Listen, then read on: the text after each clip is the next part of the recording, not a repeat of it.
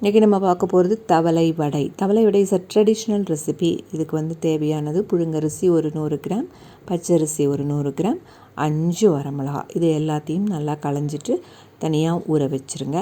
அதுக்கப்புறம் தேவையான பொருட்கள் என்ன அப்படின்னு பார்த்தீங்கன்னா, கடலைப்பருப்பு ஒரு 100 கிராம் எடுத்துக்கணும், பருப்பு ஒரு 100 கிராம்ஸ்.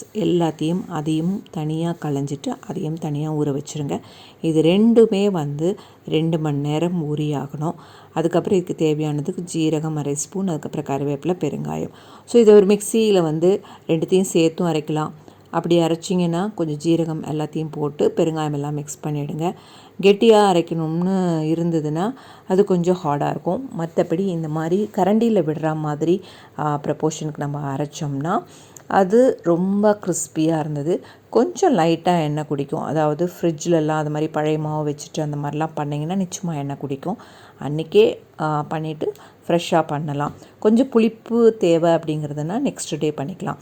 ஸோ இது வந்து it's a traditional recipe and வந்து இது தவளை அடை மாதிரி குத்துற பழக்கம் உண்டு. நான் இந்த மாதிரி வானால் ஒரு ஊத்தப்பம் மாதிரி ஒரு 1.5 கரண்டி விட்டுட்டு திருப்பி போட்டு மூடி வச்சு அந்த மாதிரி குத்துற இதுதான் மாவு. பட் நான் வந்து அதையும் ட்ரை பண்ணேன். அது கொஞ்சம் சுமாராக இருந்தது.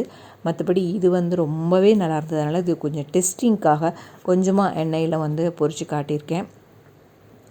ரொம்ப அருமையாக இருந்தது. அண்டு குழந்தைங்களுக்கெலாம் டெஃபினட்டாகவே பிடிக்கும். பண்டிகை நாளில் கூட இது ஒரு வடை மாதிரி பண்ணிடலாம் நம்ம.